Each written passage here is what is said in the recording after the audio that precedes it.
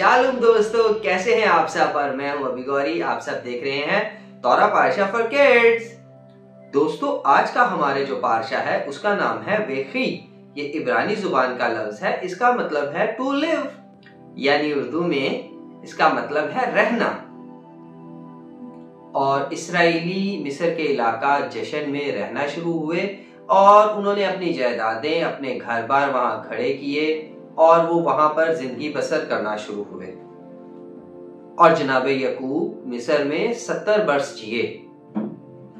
और जब जनाब यकूब के मरने का वक्त नजदीक आया तो उन्होंने अपने बेटे यूसुफ को बुलाया, जो कि मुल्के मिस्र के हाकिम थे, और उनसे कहा कि मेरे साथ मेहरबानी और रहम से पेश आना, और जब मैं मर जाऊं, इस जहाने फानी से कूच कर जाऊं, तो तुम मुझे जाकर मेरे आबाओ अजदाद के साथ मकफीला के मुगारे में उस गार में दफनाना जहां पर मेरे बाप और मेरे दादा दफन हैं।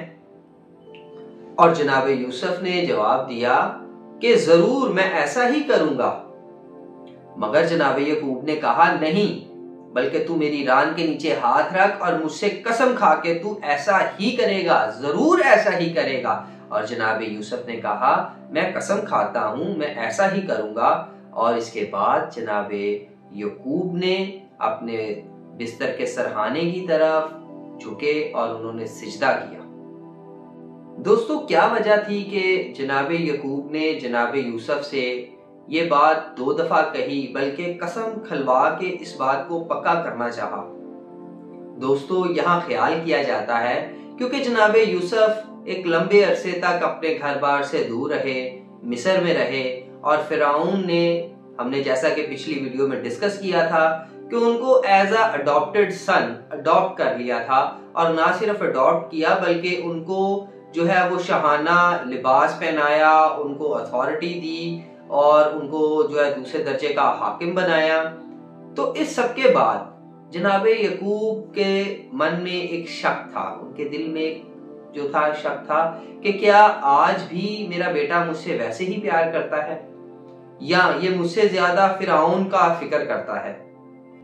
तो उन्होंने ये देखने की खातिर, इस बात को जानने की खातिर जनाब यूसुफ को बुलाया और उनसे कहा कि तुम मुझे वहां दफनाना जहां मेरे आबाओ अजदाद दफन है।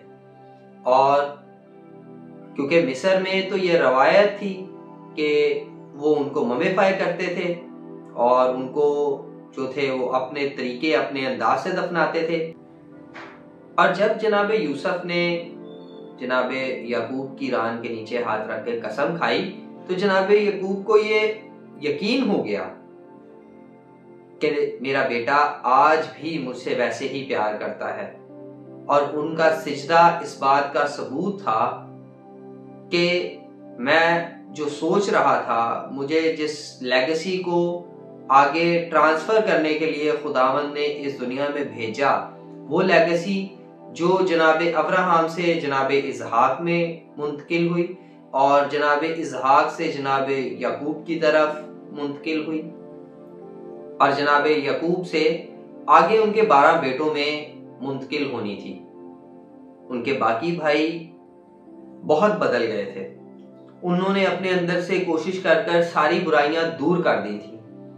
और आप उनका रवैया पिछले पारशा में देख सकते हैं कि वो अपने भाई की जान बचाने के लिए अब कुछ भी कर जाने को तैयार थे, किसी से भी लड़ जाने को तैयार थे, मिस्र के हाकिम से भी लड़ जाने को तैयार थे।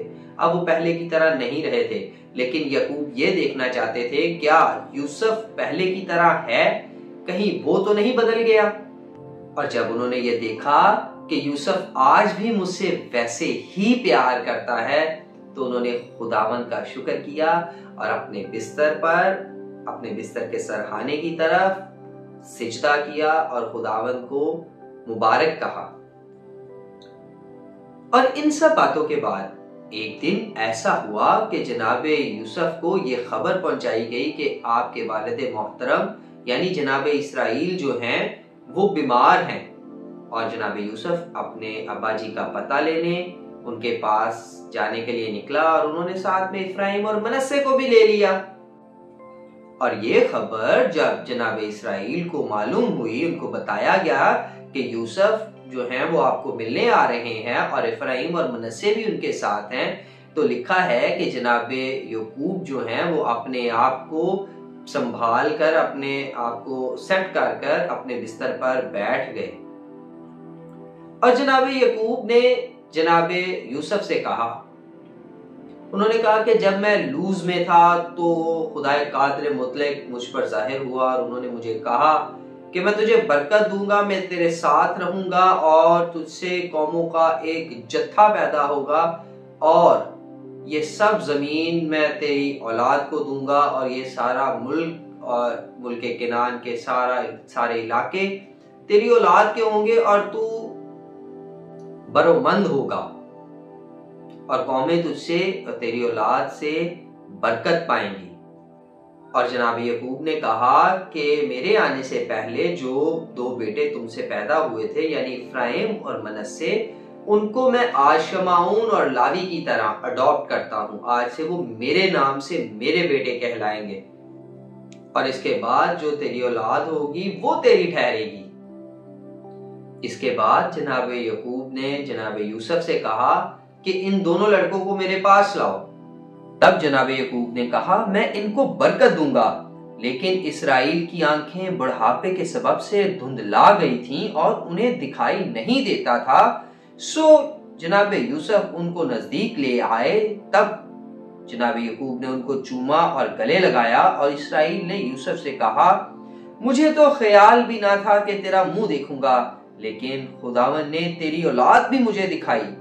اور یوسف ان کو اپنے گھٹنوں کے بیچ سے ہٹا کر منہ کے بل زمین تک جھکا، اور یوسف ان دونوں کو لے کر، یعنی افرایم کو اپنے دہنے ہاتھ اور اسرائیل کے بائیں ہاتھ کے مقابل، اور منسے کو اپنے بائیں ہاتھ سے اسرائیل کے دہنے ہاتھ کے مقابل کر کے ان کو اس کے نزدیک لایا، اور اسرائیل نے اپنا دہنا ہاتھ بڑھا کر افرایم کے سر پر جو چھوٹا تھا اور بایاں ہاتھ منسے کے سر پر رکھا۔ اس نے جان بوجھ کر اپنے ہاتھ یوں رکھے کیونکہ پلوٹھے تو منسی ہی تھے۔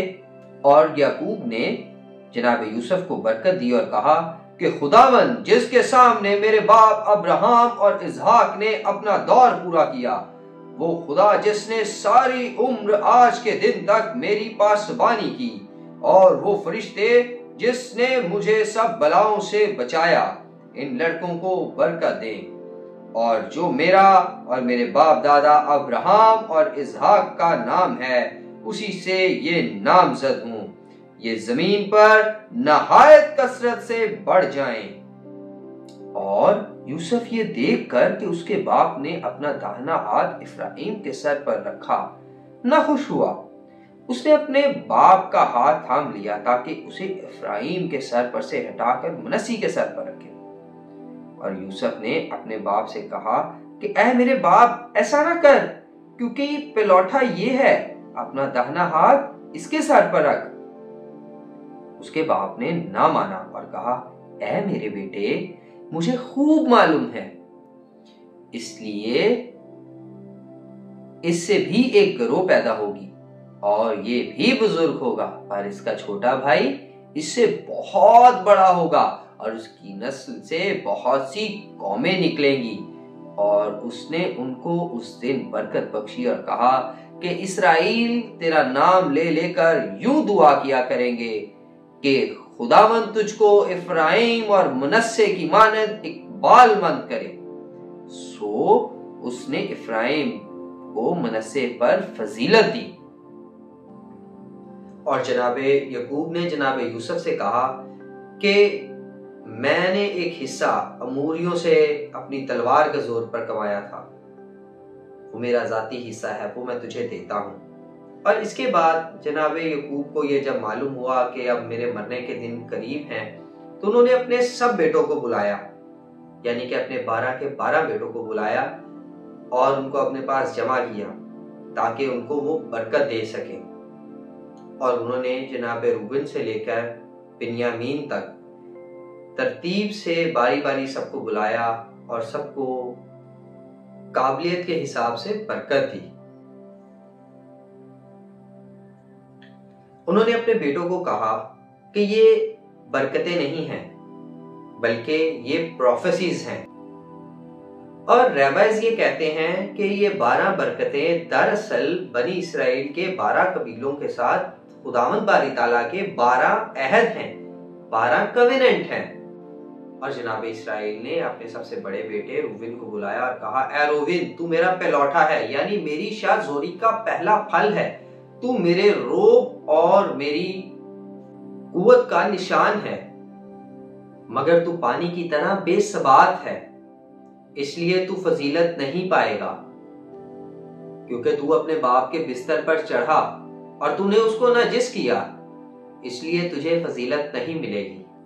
دوستو، جناب روبن کی طبیعت ایسی تھی کہ وہ اکثر و بیشتر اپنے بھائیوں کے ساتھ ان کی ہاں میں ہاں ملا دیتے تھے۔ جیسے ایک پانی کو اگر آپ گلاس میں ڈالیں تو وہ بالکل گلاس کی شکل لے لیتا ہے، اگر اس کو آپ جگ میں ڈالتے ہیں تو جگ کی شکل اختیار کر لیتا ہے، اگر اس کو کسی بڑے برتن میں ڈالتے ہیں تو بالکل ویسی ہی شیپ اختیار کر لیتا ہے، جو کہ ایک لیڈرشپ کرنے کے لیے ایک اچھی کوالٹی نہیں ہے۔ لیڈر ہمیشہ سب کو اپنے پیچھے ڈرائیو کرواتا ہے، نہ کہ سب کے ساتھ مل کر جو ہے خود ان کی طرح ہو جاتا ہے۔ اس لیے جناب یعقوب نے روبن کو لیڈرشپ نہیں دی، بلکہ ان کو یہ کہا کہ تو پانی کی طرح بے ثبات ہے، بے شک تو میری شاہ زوری کا پھل ہے، پر تو فضیلت نہیں پائے گا۔ اور جناب روبن نے اپنے باپ کا بستر جو تھا وہ ناجس کیا، اس وجہ سے بھی وہ اپنے پلوٹے ہونے کا حق کھو چکے تھے۔ اب یہ برکت کسی اور کو ملنے والی تھی۔ آئیے آگے دیکھتے ہیں یہ کس کو ملتی ہے۔ اور جناب یعقوب نے روبن سے چھوٹے شمعون اور ان سے چھوٹے لاوی کے بارے میں کہا کہ شمعون اور لاوی تو ظلم کے ہتھیار ہیں، وہ ظلم کی تلوار ہیں، اے میری جان ان کے مشورے میں شریک نہ ہو، کیونکہ دوستو دینا کے معاملے میں سکم کے پورے علاقے کو تباہ کرنے والے یہ صرف 2 ہی بھائی تھے۔ ان 2 نے جا کر پورے علاقے کو نہ صرف تہس نہس کیا بلکہ قتل و غارت کی اور اپنی تلواروں سے پورے علاقے کو غارت کیا اور اپنی بہن کا بدلہ لینے کی خاطر انہوں نے کسی کو زندہ نہ چھوڑا۔ اس لیے جناب یعقوب نے ان کے بارے میں کہا کہ ان کا اکٹھے رہنا درست نہیں، اور جناب یعقوب نے کہا کہ ان کو اسرائیل میں الگ الگ جگہ ملے، یہ قریب قریب بھی ان کو قبیلے کے لیے جگہ نہ ملے، اور انہوں نے ان کے قہر پر ان کے ظلم پر لعنت کی اور ان کے قہر کو سخت کہا۔ اور دوستو، جب ہم آگے تورا میں ملک کنعان میں بنی اسرائیل کو جو زمین الاٹ کی گئی خداوند باری تعالیٰ کی طرف سے، اس کی ڈویژن دیکھتے ہیں تو ہمیں پتہ چلتا ہے کہ جناب شمعون کو اور لاوی کو 2 ڈیفرنٹ ایریاز میں دور دور جو تھی وہ جگہ ملی۔ تو یہ دراصل پروفیسیز ہیں جو آنے والے وقت میں پوری ہونے کو تھی۔ ایک چیز یہاں یاد رکھیے گا کہ جناب یعقوب نے اپنے بیٹوں پر لعنت نہیں کی، بلکہ جناب شمعون اور لاوی کے غصے پر لعنت کی ہے، کیونکہ ان کا غصہ بہت تند تھا، ان کو بہت زیادہ غصہ آ جاتا تھا، بہت زیادہ ہائپر ہو جاتے تھے وہ۔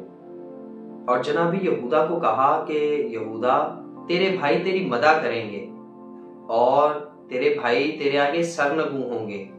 اور انہوں نے جناب یہودا کو شیر ببر کہا اور کہا کہ تیرا ہاتھ تیرے بھائیوں کی گردن پر ہوگا۔ اور یہودا کے بارے میں جناب یعقوب نے کہا کہ وہ شیر ببر بلکہ شیرنی کی طرح دبک کر بیٹھ گیا، اور کون ہے جو اس کو چھیڑے؟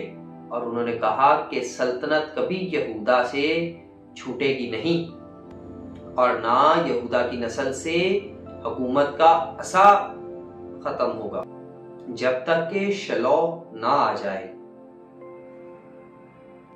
اور قومیں یہودا کے متی ہوں گی، اور وہ اپنا گدھا انگور کے ساتھ اور اپنی گدھی کا بچہ اعلیٰ درجے کے انگوروں کے ساتھ باندھے گا، اور وہ میں پیے گا اور دودھ کے سبب اس کے دانت سفید رہیں گے۔ تو دوستو، یہاں پر جناب یہودا کو جو برکت مل رہی ہے، یعنی کہ جو عہد جناب یہودا سے کیا جا رہا ہے خداوند کی طرف سے، اور جو प्रोफेसी जनाब यकूब जनाब यहूदा के बारे में कर रहे हैं कि तुम बादशाह होगे और तुम में से बादशाहत निकलेगी, तो हम जब बाइबल मुकद्दस को आगे पढ़ते हैं तो हमें ये पता चलता है कि जनाब दाऊद से लेकर जनाब मसीह तक तमाम बादशाह और बादशाहत यहूदा के साथ रही। जनाब दाऊद यहूदा में से थे, उनके बेटे जनाब सुलेमान, रहबाम, और यूं मुसलसल सिलसिला जब आगे चलता जाता है तो मशियाख भी यहूदा में से आए और मुकाशवा की किताब उनको यहूदा का बब्बर कहती है। और जनाब यहूदा को इसलिए भी लीडरशिप दी गई क्योंकि उनके अंदर लीडरशिप क्वालिटीज थी। भाई उनकी बात सुनते और मानते थे, बेशक वो कुएं पर जनाब यूसुफ को बेच देने की बात हो, या बाप से बिन्यामीन को मांग लेने की बात हो, या फिरौन यानी कि मिस्र के हाकम के साथ अपने भाई के लिए बातचीत करने की बात हो, हर जगह पर आपको जनाब यहूदा जो है वो मेन लीड के सूरत में सामना करते हुए, चीजों को सॉर्ट आउट करते हुए नजर आते हैं, जो कि एक बादशाह को आना चाहिए, जो कि एक बादशाह की बड़ी मेजर क्वालिटी है। उसको अपने मुल्क को चलाने के लिए कई दफा बातचीत कर मामला हल करने पड़ते हैं, कई दफा तलवार लड़ाई झगड़े से अपने मुल्क की हिफाजत करनी पड़ती है, कई दफा उसको तलवार उठानी पड़ती है अपने मुल्क के डिफेंस के लिए। तो जनाब यहूदा में ये क्वालिटी थी कि वो अपनी बातों से, वो अपने कामों से जो थे अगले बंदे को कन्विंस कर लेते थे और लोग उनकी बात मानते थे। और फिर जनाब यकूब ने अपने बेटे ज़बूलून को बुलाया और कहा कि ये समुंदर के किनारे बसा रहेगा। इस प्रोफेसी, इस ब्लेसिंग, इस कवेनेंट का मतलब है कि उन्होंने ज़बूलून को तजारत की बरकत दी। उन्होंने कहा कि ज़बूलून तू ताजर होगा, तू बंदर का काम करेगा, तेरे पास बंदरगाहें होंगी और समुंदर पर दूर दराज के मुल्कों से बहरी जहाजों पर जो है, बहरी बेड़ों पर तेरे पास सामान आया करेगा और तू उनसे ट्रेड किया करेगा, तू अपने मुल्क का रेवेन्यू जनरेट करेगा। ये थी ज़बूलून की बरकत। और जनाब यकूब ने इसके बाद अशकार को बुलाया और अशकार को कहा कि अशकार एक गधा है जो दो भेड़शालों के दरमियान बैठा है। उसने अच्छी जगह देखी और अपना कंधा झुकाया बोझ उठाने के लिए। दोस्तों, इसकी यहां पर इस बात की दो इंटरप्रिटेशंस की जाती हैं। एक कि जनाबे अशकार जो हैं, उनका कबीला जब आप आगे देखते हैं तो आपको पता चलता है कि उनमें से ज्यादातर लोग जो थे वो तौरा की स्टडी में बिजी रहते थे। उस कबीले के लोग ज्यादातर साइंसदान और बड़े आलम फाजर फिलोसोफर्स और ज्यादातर ये तौरा टीचर हुआ करते थे। और उन्होंने दरअसल अपना कंधा झुकाया ताकि तौरा का जुआ अपने कंधों पर ले लें। ये वही जुआ है जिसके बारे में मशियाख फरमाते हैं कि मेरा जुआ ले लो क्योंकि मेरा जुआ हल्का और मुलायम है, यानी कि तौरा का जुआ। दे एंगेज्ड इन तौरा स्टडी। उन्होंने तौरा का जुआ अपने कंधे पे उठा लिया। और दान को जनाब यकूब ने साम कहा, उन्होंने उनको रास्ते का उफ़ई कहा। उन्होंने कहा कि दान बनी इस्राएल के कबीलों का इंसाफ करेगा, अपने भाइयों का इंसाफ करेगा। और दोस्तों, मैं आपको यहाँ बताता चलूं कि दान में से ज्यादातर जजेस थे। आपको जब आप आगे इसकी स्टडी करेंगे तो पता चलेगा कि बनी इस्राएल में जो लोग जजेस थे वो ज्यादातर दान में से हुआ करते थे और इनके पास तौरा का बहुत वसी इल्म हुआ करता था। और फिर उन्होंने जद को पास बुलाया और कहा कि जद पर एक फौज हमला करेगी और उसके दंबाले पर छापा मारेगा।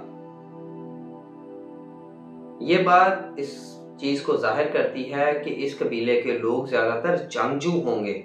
और जनाब यकूब ने आशर को बुलाकर कहा कि आशर नफीस अनाज पैदा करेगा और बादशाहों के खाने के लायक अशिया मुहैया करेगा। उन्होंने आशर को ये बरकत दी कि वो کھلے ہاتھ کمانے والا ہو، یعنی کہ کثرت سے کمانے والا، اور عاشر کی برکت دراصل زمین سے جڑی ہے، یعنی کہ وہ زمین سے اناج پیدا کرے گا، وہ کھیتی باڑی کرے گا اور کثرت سے اناج پیدا کرے گا تاکہ پورے ملک کو اور بادشاہ کو مہیا ہو سکے۔ اور انہوں نے نفتالی کے لیے کہا کہ نفتالی ایسا ہے جیسے چھوٹی ہوئی ہرنی، اور وہ میٹھی میٹھی باتیں کرتا ہے۔ اور انہوں نے پھر افرائیم کو بلایا اور ان کو برکت دی اور اس کے لیے کہا، یوسف ایک پھلدار پودا ہے، ایسا پھلدار پودا جو پانی کے چشمے کے پاس لگا ہوا ہو اور اس کی شاخیں دیوار پر پھیل گئی ہوں۔ تیر اندازوں نے اسے بہت چھیڑا اور مارا اور ستایا، لیکن اس کی کمان مضبوط رہی۔ اس کے ہاتھوں اور بازوؤں نے یعقوب کے قادر کے ہاتھ سے قوت پائی۔ وہیں سے وہ چوپان اٹھے گا جو اسرائیل کی چٹان ہے۔ یہ تیرے باپ کے خدا کا کام ہے جو تیری مدد کرے گا، اسی قادر مطلق کا کام جو اوپر سے آسمان کی برکت اور نیچے سے گہرے سمندر کی برکت اور چھاتیوں اور رحموں کی برکتیں عطا کرے گا۔ اور انہوں نے منسے کو پاس بلایا اور کہا کہ تیرے باپ کی برکتیں میرے باپ دادا سے کہیں زیادہ ہیں اور قدیم پہاڑوں کی انتہا تک پہنچی ہیں، اور یوسف کے سر کے بال بلکہ اس کے سر کی چاندی پر جو اپنے بھائیوں سے جدا ہوا خدا کی برکتیں نازل ہوں گی۔ اور پھر انہوں نے سب سے آخر پر اپنے سب سے چھوٹے بیٹے یعنی کہ بنی اسرائیل کے 12ویں بیٹے کو بلایا اور اس کو برکت دی، اور بنیامین سے کہا کہ بنیامین پھاڑنے والا بھیڑیا ہے، اور یہ کہا کہ وہ صبح کو اپنا شکار کھائے گا اور شام کو اپنی لوٹ کا مال بانٹے گا۔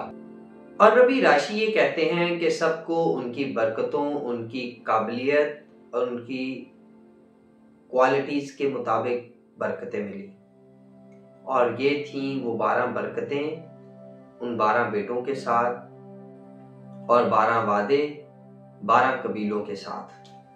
اور جب جناب یعقوب اپنے 12 بیٹوں کو برکت دے چکے تو انہوں نے اپنے پیر اپنے بستر پر سمیٹے اور اپنے بچھونے پر اپنا دم چھوڑ دیا اور اپنے لوگوں میں جا ملے، اور جناب یوسف اپنے باپ کے گلے لگ کر بہت دیر تک روئے، اور جناب یوسف نے طبیبوں کو حکم کیا کہ وہ ان کے باپ کی لاش میں خوشبوئیں لگائیں اور مسالے بھریں، اور جناب یعقوب کی باڈی میں مسالے بھرے گئے۔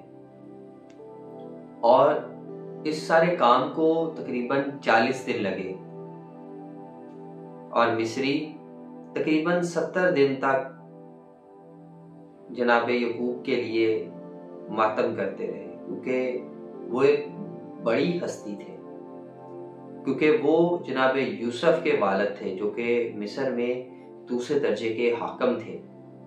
اور جناب یوسف نے فرعون کے محل میں کچھ لوگوں کو بھیجا اور کہا کہ فرعون سے عرض کرو کہ مجھے وہ میرے باپ کو ملک کنعان میں جا کر دفن کرنے دے، یہ میرے باپ کی خواہش تھی۔